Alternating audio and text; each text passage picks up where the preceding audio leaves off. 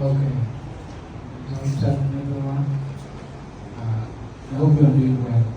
In front of me here is the Alpha Quatil, which means the first or the beginning four.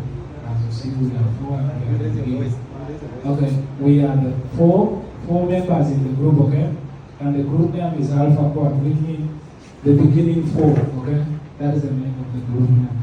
So we are looking at, we are given a topic to discuss to you, and my colleague here will begin the introduction part, then I'll do the second part.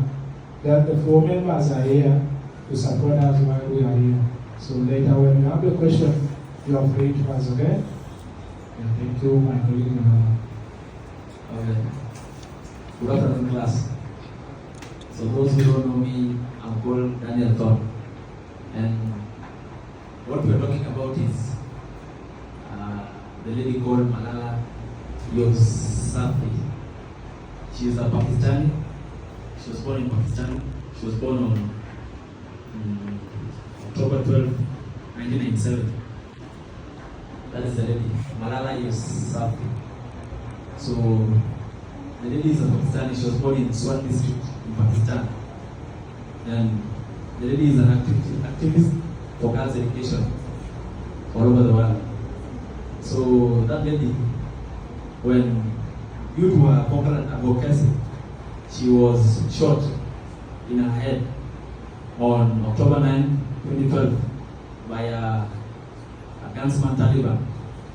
She was shot in her head, but she was taken to the hospital and treatment was done in UK, and she became well. So now we go to question. What did she solve? The lady. So what she solved was the girls' child education. You know, in Pakistan, they believe that girls, they don't have right to go to schools. So this lady, she came up with the idea that girls should be going to school because they are equal as the male gender. So she came about, and now the ladies, as you can see, you're now in class because of that lady. She fought for your rights. And when we come to, she also talks about poverty. She solved the poverty cases.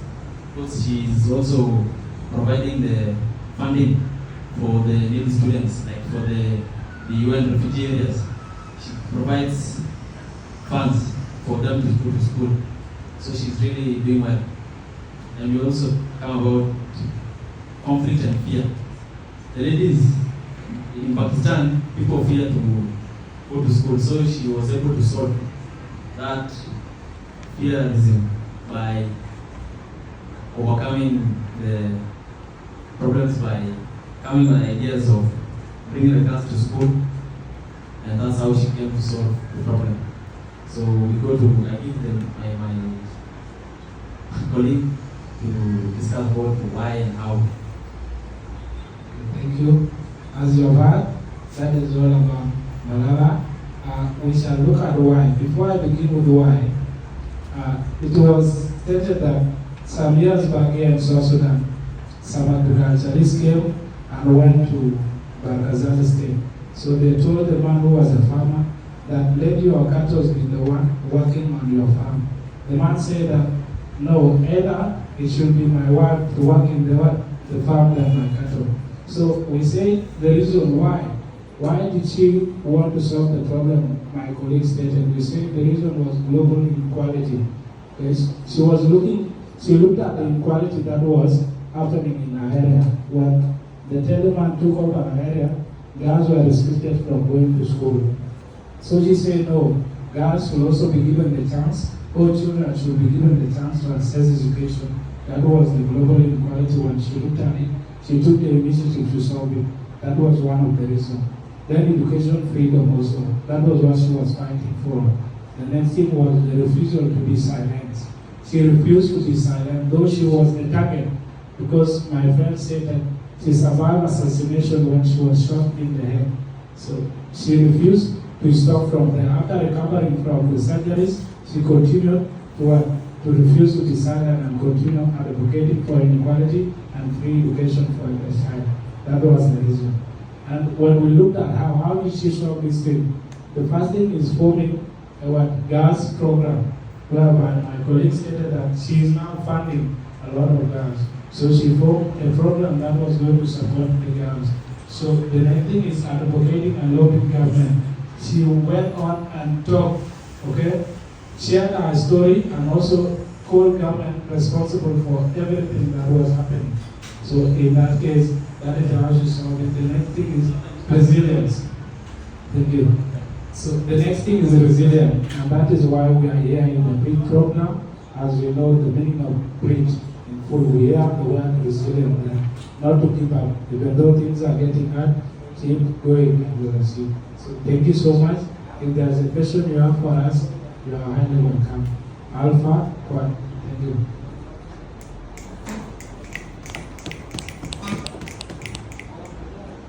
Any question? Before I go, we did not introduce ourselves. Sorry for that. On my left here is Mr. Daniel. Mr. Daniel 𝐏𝐵𝐾𝐫𝐬. This is 𝐁𝐑𝐈𝐃𝐫𝐬. And this is 𝐁𝐑𝐈𝐃𝐫𝐬. Thank you so much. Okay, one question for you. If there is no one here, I have a question for you. So, what have you learned from the story? What can you take as the other way around this? Okay, I think I will give to my colleagues now. Hi everyone, my name is William Anyangwe. I'm the leader of the group. Thanks for the question. The question was like, what have you learned exactly about the story of the person? The first thing I learned about the story of the person is resilience. Never give up. Even though things are hard, you have to continue to make a great achievement of what you are doing. Thank you. According to our research, Muhammad Yunus is a famous economist and an entrepreneur who was born in 1940, June, in Bangladesh, a part of British India. So this man became famous because he helped very many people in Bangladesh in the 1970s, whereby Bangladesh was affected by famine and hunger. So during his time, he looked forth and helped people. He helped the poor people from Bangladesh. So he was a banker and an economist, so he tried a lot of things. He formed a bank called the Grameen Bank, and even which was in 2006 recognized and given a peace prize, a Nobel Peace Prize. So you're going to listen to the rest from my fellows, but all you have to know is that Muhammad Yunus became a famous economist and a world changer in the part of poverty in Bangladesh. He helped the poor people in the 1970s. Thank you. And my name is Atom Margaret. My name is Anam Mayamriak. Yes, my job one. I am John Knight, a member of the group. Okay, without wasting time, our leader has already emphasized on the biography of Professor Muhammad Yunus. Professor was also an economist. He was in the university called 𝐶𝐶 University. That was the university he was teaching in 1990s. But in 1994, in Bangladesh, there was a famine that was taking place there. That was the problem he realized. People were dying, people were not affording living in Bangladesh. Only the rich could afford. But this man here saw that challenge. So the challenge is in this community was poverty. People were dying of poverty. So this man solved it But why did it solve it? This is the question I will answer now on the ground. Why did it solve the famine? It solved the famine because vulnerable people, like women, were not able to afford living. If they go to bank to go and borrow money, say that they should live with those money and to afford the basic needed. They were not given money. And if they had been given money, they were to be given money with high rates. That is to say, the interest on that loan was too much. Poor people could not manage. So this man here solved it. But how did he solve it? He took the responsibility into his own hand. In the year 1994, as I stated before, he was having some money. But this money, if he just give them to people like that, say that you buy other stuff and you give them like that, like a contribution that is always made by UN, that money could not manage, could not do anything with them. So he give them as loan, but the interest on them was affordable. But sometimes the interest could not be there. So he gave them that money. He gave them for the two women. Those for the two women could buy materials, so that they set up their small scale businesses and they were making business. Some years later, they came with money to pay back their loans, and they were having income. They had already made profit on them. So that is how it solved poverty in Bangladesh. And Bangladeshi women were now living on affordable life, and the life that which were living, they were at moderate level with those who were there. And that was the work of Professor and economist, Professor Yunus. So I believe I have already talked about why and how. So at this moment, I will welcome my colleague to talk on the question of what.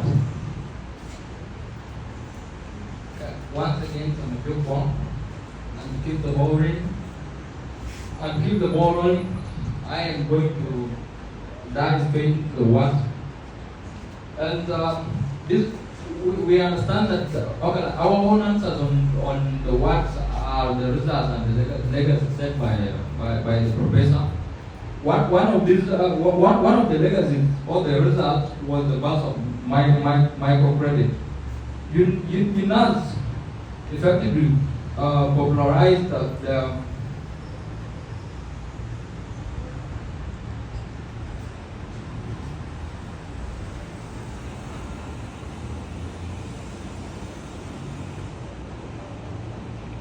Yunus popularized the global microfinance movement. His blueprints were replicated into over 100 countries, including countries in Africa, America, and Asia.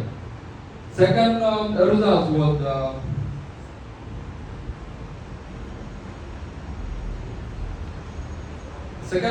the global recognition.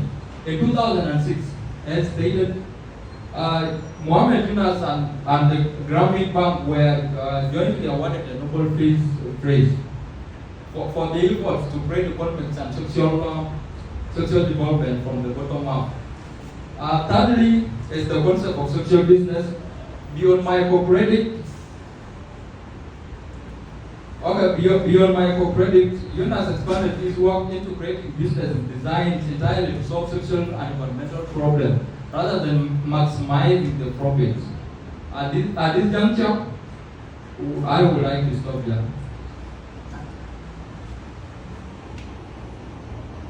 Okay, in conclusion, what we have learned in the story of Professor Muhammad Yunus, as we live in the community, we have to solve things at our capacity. We cannot solve everything, but whatever we can do at our capacity, we can manage it. Do the little thing you can do at your capacity. This is what we have learned.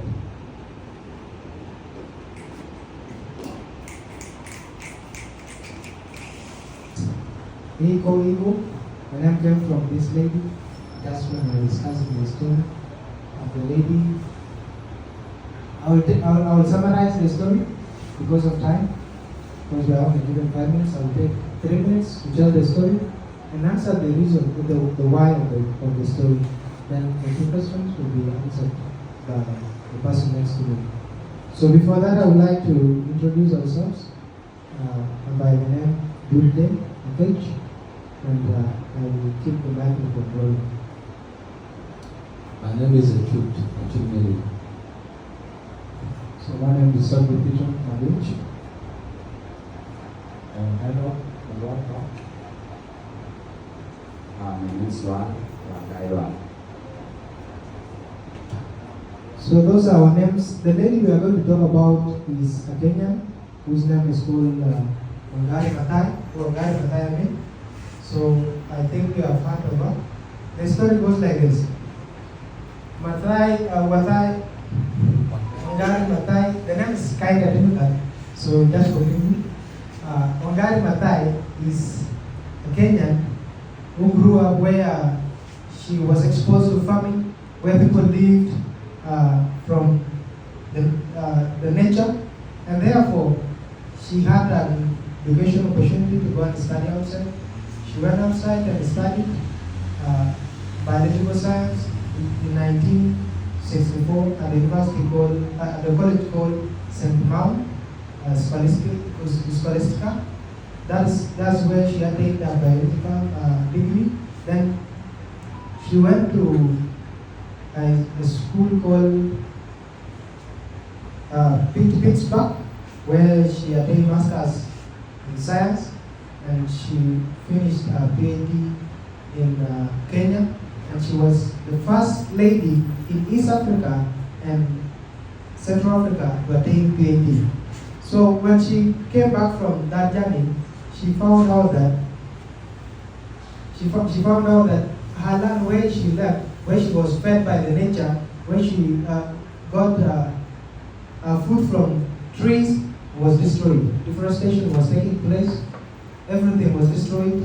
Soil erosion. So there she formed a group in 1977, a movement called Green Belt. A Green Belt movement. That movement was to plant more trees. So therefore, she was misquoted by the government. She was seen as someone who's undergoing a political issue, maybe wanted to do something. She was mobilizing women to plant more trees because that's where women lived. They lived through farming, they lived through nature. But that was destroyed. Then she would protest, and there she was harassed, she was imprisoned, she was mistreated because of what she was doing. And then she persisted, she did not stop from there. She went ahead, she managed to plant 30 million trees, which was a very great revolution. A revolution that changed Africa, not only our own country. So that's the story of the woman.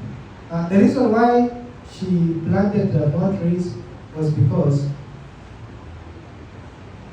the village was losing its source of income, that is getting food from plants. The rain was not as natural as it was because the climate was changing. Therefore, she was there to change what was changed after her. So that is the reason why she did that. So I would like to pass it to the next person to tell us the how and the what of the story.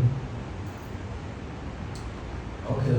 Now, when speaking about how is the process? How did she do it? The goal that was in her mind. Now, the first thing she did was grassroots mobilization. She used to go to the village and mobilize, and it was mainly the women that she was mobilizing. That's the first thing she did. The other one also she did was activism. She used to go to protest, public protests. She used to go and do them.